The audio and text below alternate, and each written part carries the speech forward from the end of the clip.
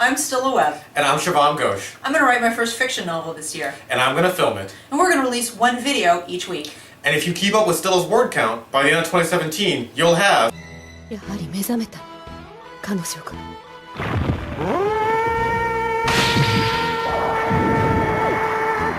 Alright campers, we gotta talk about one of the most important decisions you have to make while writing your book. Do you make it a complete standalone by itself, or do you make it part of a larger series? You have to think carefully about this answer, because what a lot of people do, both in TV and in books, is they write basically a standalone with kind of an open end, just test the waters to see if it does okay. And unfortunately that kind of makes for a bad series and a bad standalone. So it's best to just choose one.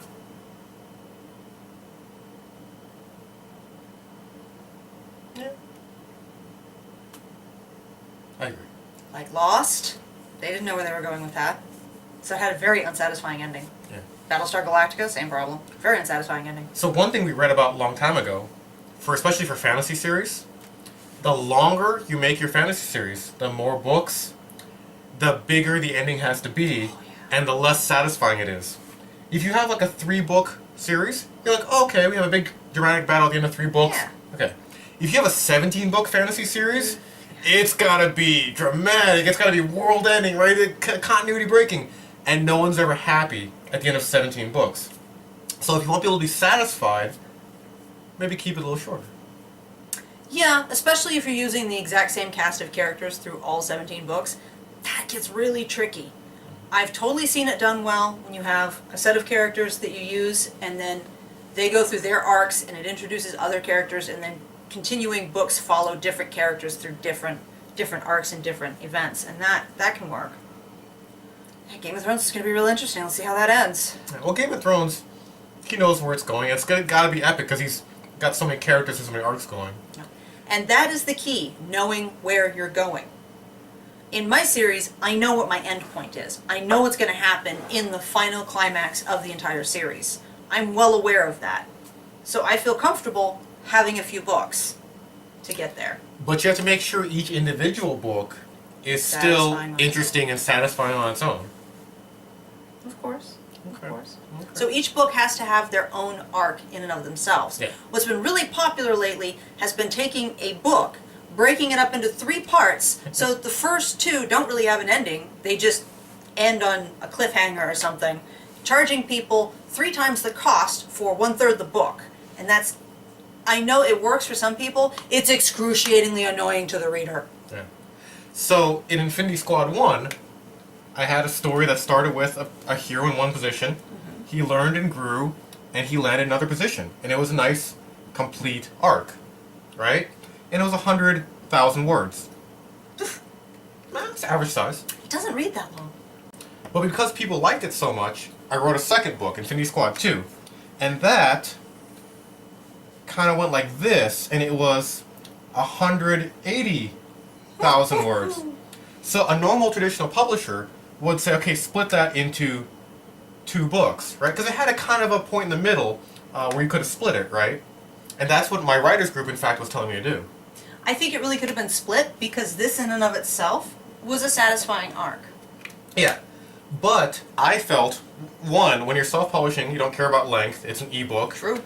It was the same to me, but what I felt is I didn't want to spend the first part of the 3rd book rehashing and setting things up and setting momentum, and this arc really paid off the first one. They were kind of tied together, so I didn't separate them into a couple of books, and I left it one big book, because I'm my publisher. I didn't care. The point is, the ending of the Infinity Squad 2 mirrored the beginning, and I wanted them to stay together. I didn't want to make it a 3rd book with a to-be-continued and a cliffhanger. But you are different. The trick is really to have an arc. What do we mean by an arc? So you start with your inciting incident, with the original problem, and you have to solve that problem by the end. So mine don't really go all the way down because they're not in the happy place at the end of the first book or at the end of a couple of books. There's still problems in the air, but the first story arc has been completed. In my first book, the problem with the key will be solved, but it will create another problem, which is the second book. And then the 3rd book will have another problem, and then eventually it'll come down. I totally went right off the side, didn't I? It's fine. It's fine. Just imagine that part over there. Imagine it went down. So that's really the trick, is to make sure you have a satisfying arc that concludes. Doesn't stop here. Yeah. Doesn't stop here. Concludes. For a book, again, this is not the stacking enemies thing. At the end of a... Leave it there? Aw. In an individual book, you want the problems to stack up, because by the end that'll make a dramatic climax. But at the end of a book, you want to solve that book's core problem before introducing another problem. Other little problems come up, and you can solve those too along the way. But the main problem has to be solved by the end of the first book. As to having this problem of the recap, Dresden doesn't really do it. Each of his books can be read as a standalone book, and you're not really missing much. There is a big overarching storyline that's happening that each book touches on. He makes references to old things, and he'll briefly explain them. But he doesn't have that first chapter of just telling you all the backstory, Yeah, but which is really, really nice. But how many times can Harry Dresden learn the lesson of believing in himself, or That's using usually not the what the team, problem or what can his character arc be in the 14th book that he hasn't learned in the 13th book, and the 12th book, and the 11th book? You'd have to read him to find out. It's his problems are somewhat internal, but also largely external. Yeah, that's why I stopped reading, because if it's not internal, it's not interesting. You want the character to grow and change. He's got internal stuff he has to deal with too in most of them. 14 different internal issues? It's riveting to a lot of people. Alright, so this is... we're going to bring up the best example we have of this gone wrong, which is Walking Dead. Oh yeah. So, first season of Walking Dead... I'm sorry for those of you who love it. I know. First season of Walking Dead, Rick wakes up from a coma. He's in Atlanta. He has to find his son. They find his son, they find his wife. They get to the CDC. Oh no, the CDC's about to blow up or whatever. Yep. Right? Satisfying arc. See, they solved the original problem. He found his family, da-da-da. They made a plan, let's go to the CDC. They made it to the CDC. They finished that arc. Yeah. Second season, oh, we're trying to get to somewhere else.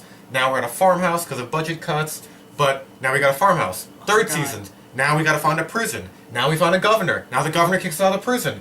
Now we're going to the north. Yeah. Now we found Alexandria. Like, how many things can happen to this one family? One poor group of people. It's crazy, right?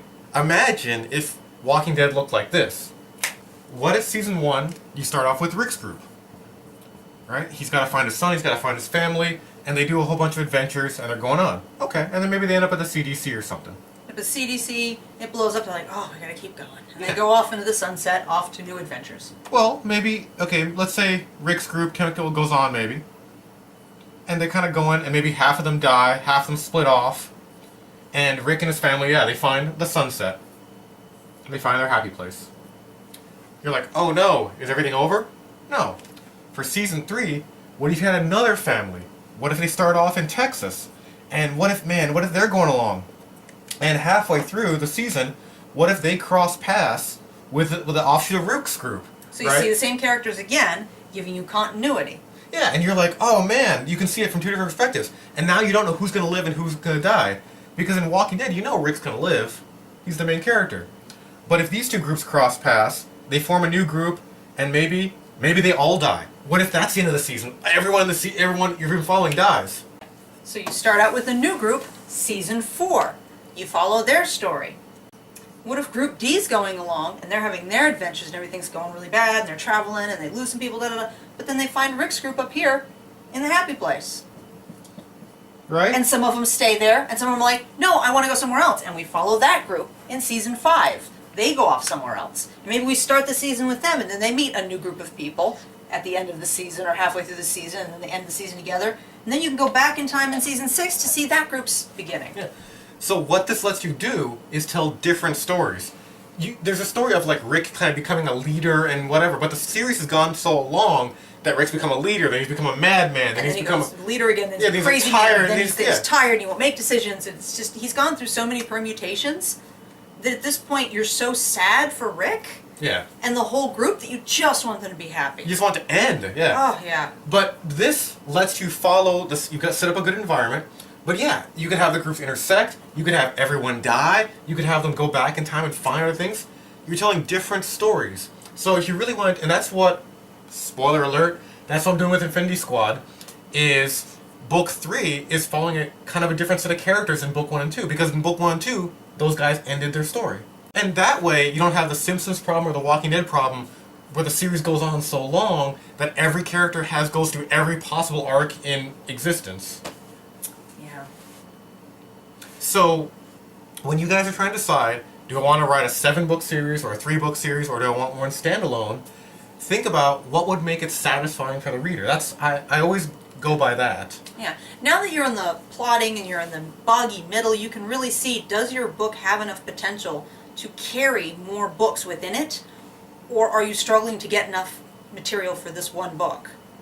Here's one interesting trick to use. In book 1, you start off with a nice contained problem.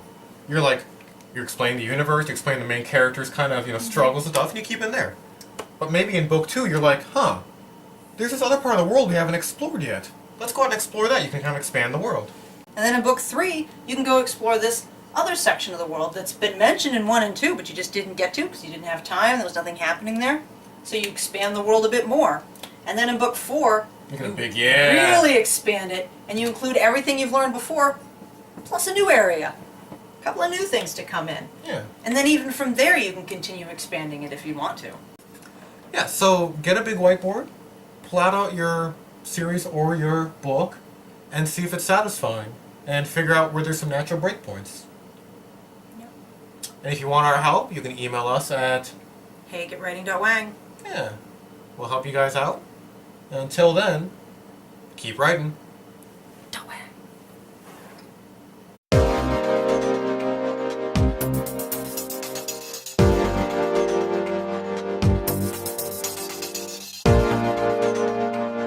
So yeah, we just have a free flow, easy going, back and forth discussion in one take with no errors.